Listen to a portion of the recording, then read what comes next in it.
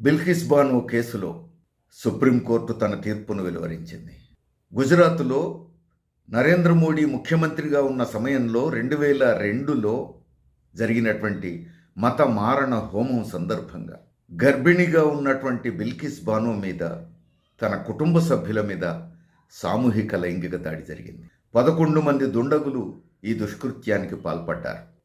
అంతేకాదు, బిల్కిస్ బానో కుటుంబ సభ్యులను హత్య చేశారు, సామూహికంగా హత్య చేశారు. ఈ కేసు సుదీర్ఘకాలం నడిచింది. ఫైనల్గా సిబిఐ కోర్టు యావజ్జీవ కారాగార శిక్ష విధించింది 11 మంది దుండగులకు. ఉరిశిక్షను యావజ్జీవ కారాగార శిక్షకు తగ్గించింది. కానీ యావజ్జీవ కారాగార శిక్ష పూర్తిగా అనుభవించకుండానే గుజరాత్లో బీజేపీ ప్రభుత్వం వారి శిక్షను తగ్గించింది. వారికి క్షమాభిక్ష పెట్టి విడుదల చేసింది. కారణం ఏం చెప్పింది? ఈ 11 మంది సత్ప్రవర్తనకు మెచ్చి విడుదల చేశారట. ఆ రోజు దేశాన్నే దిగ్భ్రాంతికి గురిచేసింది ఈ నిర్ణయం. దేశంలో మహిళా లోకం తీవ్ర ఆందోళనకు గురైంది. బిల్కిస్ బానో తాను రోడ్డు మీద తలెత్తుకొని తిరగడం ఎట్లా అని ఆవేదన చెందారు. ఆ స్థితిలో బిల్కిస్ బానో సుప్రీంకోర్టును ఆశ్రయించింది. అంతేకాదు, అఖిల భారత ప్రజాతంత్ర మహిళా సంఘం ఐజ్వా కేంద్ర నాయకురాలు సుభాషిణి అలీ, ఆమెతో పాటు మరికొందరు కూడా సుప్రీంకోర్టును ఆశ్రయించారు. సుదీర్ఘ విచారణ అనంతరం సుప్రీంకోర్టు తన తీర్పును వెలువరించింది. ఈ తీర్పులో బీజేపీ ప్రభుత్వం తీసుకున్న నిర్ణయాన్ని సుప్రీంకోర్టు తప్పుపట్టింది, తీవ్రంగా తప్పుపట్టింది. ఈ 11 మంది నేరస్తులకు క్షమాభిక్ష పెట్టేటువంటి అధికారం, వారి యావజ్జీవ కారాగార శిక్షను రద్దు చేసేటువంటి అధికారం గుజరాత్ ప్రభుత్వానికి లేదు అని స్పష్టం చేసింది. అంతేకాదు, శాంతి భద్రతలను కాపాడవలసినటువంటి ప్రభుత్వాలు ఇలాంటి చర్యలకు పాల్పడడం అనేది హానికరమని చెప్పింది. తన నిర్ణయాన్ని సమర్థించుకోవడం కోసం వాస్తవాలను సుప్రీంకోర్టుకు తెలియజేయకుండా మోసపూరిత వైఖరికి పాల్పడింది గుజరాత్ ప్రభుత్వం అని కూడా సుప్రీంకోర్టు ఎత్తి చూపింది. కేంద్ర ప్రభుత్వం ఆమోదంతోనే ఈ నిర్ణయం చేశామని గుజరాత్ ప్రభుత్వం చెబుతున్నది. అదే నిజమైతే ఈ పాపంలో కేంద్ర ప్రభుత్వానికి కూడా భాగం ఉన్నది అని సుప్రీంకోర్టు స్పష్టం చేసింది.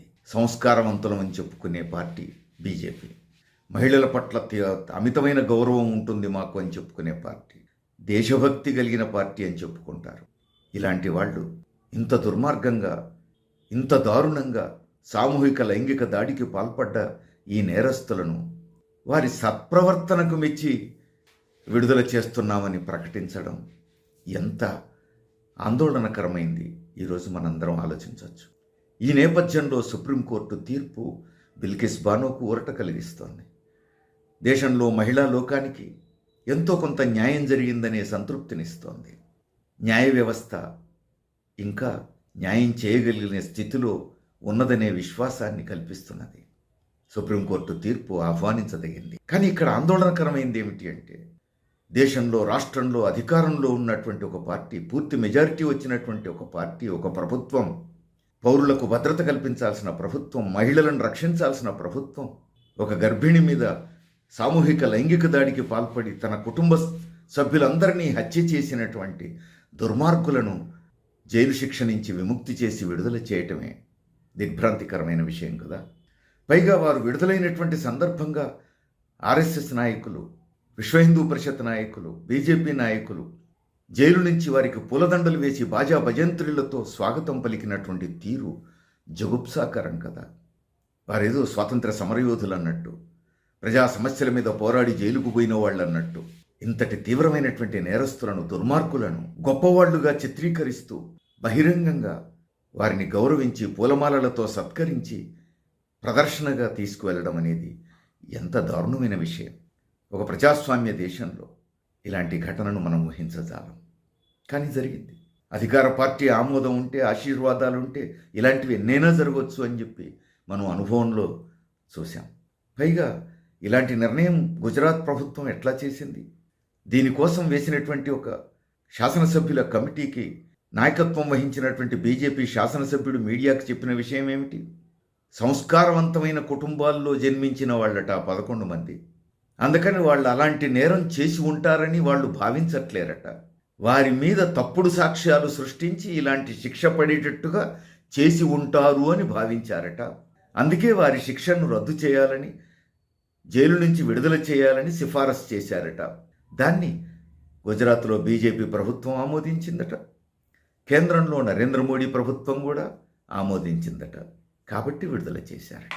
ఎంత ఆందోళన కలిగించే విషయం ఇది. ప్రజాస్వామ్య లౌకిక రాజ్యంలో ఉన్నామా, ఆటవిక రాజ్యంలో ఉన్నామా అర్థం కాని పరిస్థితి. ఇలాంటి వాటికి చట్టబద్ధమైన ఆమోదం లభిస్తే ఇక ప్రజలకు భద్రతే ఉంటుంది.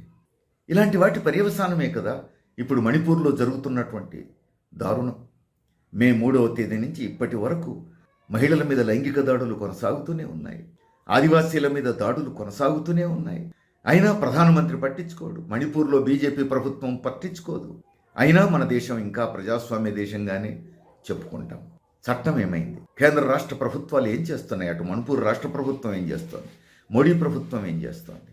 పార్లమెంటులో అన్ని ప్రతిపక్షాలు నిలదీసిన, అవిశ్వాస తీర్మానం పెట్టినా చెల్లించని ప్రధానమంత్రి ఈ దేశాన్ని పరిపాలిస్తున్నారు. ఇంకెంతకాలం ఈ దారుణాలు? అందుకే ఇలాంటి నేపథ్యంలో బిల్కిస్ బానో కేసు విషయంలో సుప్రీంకోర్టు ఇచ్చినటువంటి తీర్పు అత్యంత ప్రాధాన్యత కలిగినటువంటిది. ఈ తీర్పు దేశంలో మహిళలందరికీ ఒక ధైర్యాన్ని ఇచ్చే తీర్పు. దేశంలో ప్రజాస్వామ్యవాదులందరూ, ప్రజలందరూ కూడా మరింత చైతన్యవంతులు కావలసినటువంటి అవసరాన్ని గుర్తింపజేస్తున్నది ఈ తీర్పు. ప్రజలు మరింత చైతన్యవంతులు కావాలి, కదలాలి. ఇలాంటి ఘటనలను సహించకూడదు. పాలకులను నిలదీయగలిగేటువంటి స్థితికి ప్రజలు రావాలి. త్వరలో రాబోతున్న పార్లమెంట్ ఎన్నికల్లో కూడా ప్రజలు ఎట్లా స్పందిస్తారో కూడా చూడాలి. చూద్దాం ఏం జరుగుతుంది.